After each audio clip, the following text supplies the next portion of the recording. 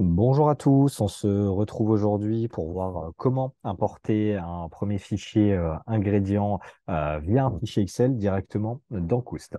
La première chose à faire est tout simplement de rentrer dans notre onglet ingrédients et vous le voyez ici, j'ai un menu déroulant qui me permet tout simplement d'aller dans import CSV. Donc on clique dessus et on se retrouve directement sur cette page. Alors aujourd'hui, on va voir comment paramétrer le fichier simple. On pourra voir plus tard peut-être comment paramétrer le fichier avancé. Là, le but, c'est déjà d'avoir un premier fichier d'import et d'essayer de le remplir le plus vite possible sans y passer trop de temps.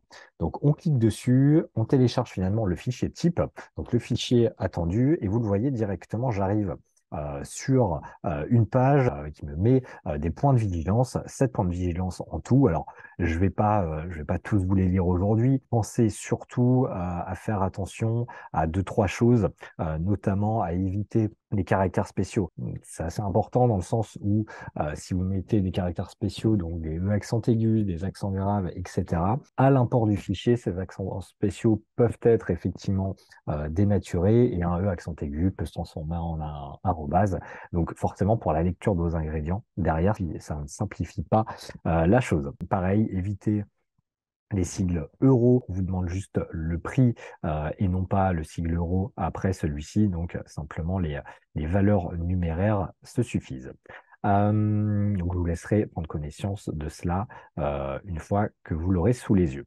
Donc nous, on se retrouve directement sur le fichier Excel et on va voir comment le paramétrer simplement, puis ensuite l'importer sur Koust. Allez, c'est parti. Ok, donc on se retrouve sur le fichier Excel que nous venons de télécharger.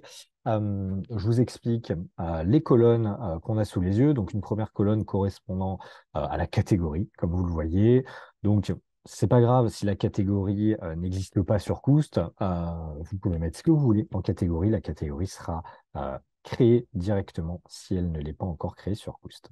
Pour les fournisseurs, de la même manière, vous mettez le ou les fournisseurs concernés par ce fichier d'import et surtout qui sont reliés aux ingrédients que vous souhaitez importer. Ensuite, vous le voyez ici, j'ai une notion de quantité unitaire et d'unité qui vont être reliées à notre prix unitaire. Donc, on va dire que ces trois colonnes vont un peu de pair, si je puis dire, notamment ces deux-là. C'est quoi cette notion de quantité unitaire? Bah là, par exemple, je vais avoir un prix pour 100 grammes. Donc, on va l'interpréter de telle sorte où notre basilic va nous coûter 1,20 € les 100 grammes. En revanche, si j'ai un prix au kilo, comme c'est le cas pour mon riz ici, je ne suis pas forcé de mettre 1 kilo. Là, typiquement, pour ma pomme, si j'ai simplement un prix au kilo, je ne suis pas obligé de mettre un, je peux laisser tel quel. Et il sera interprété comme 3,16 € le kilo, 5 € le kilo, etc., etc. Enfin, le taux de TVA, vous voyez, le format qui est attendu est celui-là. On n'attend pas 5,5%, mais 0,055. Et de la même manière, ce que je vous disais tout à l'heure, pour les prix, on attend simplement 7,06 et non pas 7,06 euros. Si vous respectez cela, normalement, pas de problème à l'import. Alors, juste pour finaliser la démarche, on va se rendre sur Koust et regarder comment est-ce qu'on importe notre fichier. Allez, c'est parti. Ok, donc de retour sur Koust. Donc, on est toujours sur notre page finalement d'import ingrédients. Ce qu'il convient de faire une fois que notre fichier est renseigné, c'est simplement de le retrouver, si on l'a bien enregistré, évidemment. Je vais tout simplement me le retrouver ici. Il est là, mon fichier. OK, je l'ajoute. Je clique une première fois sur Suivant. Et là, ce qu'il convient de faire, c'est tout simplement de vérifier que les colonnes présentes sur votre fichier correspondent bien à ce qui est attendu sur Koust. Donc là, visiblement, catégorie correspond à catégorie, fournisseur à fournisseur, nom ingrédient à nom d'ingrédient. Enfin, vous l'avez compris, là, il n'y a pas de piège. Quantité unitaire, visiblement, là, il ne l'a pas trouvé. Donc, vous voyez, j'ai un menu déroulant pour venir faire la liaison. Et quantité unitaire, je la retrouve ici.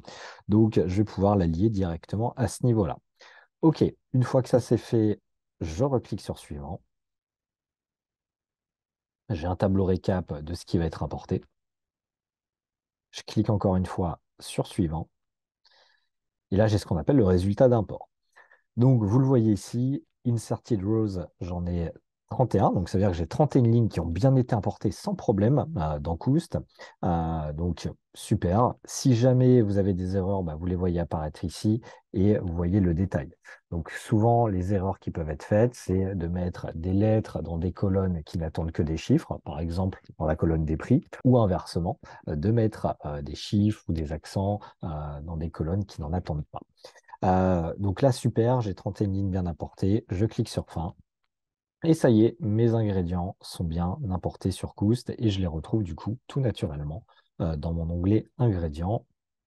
Ok, donc on les retrouve bien dans mon onglet ingrédients. Voilà, j'ai les ingrédients tout simplement que je viens d'importer. Merci à vous d'avoir suivi cette vidéo. Moi, je vous dis à très bientôt. Au revoir.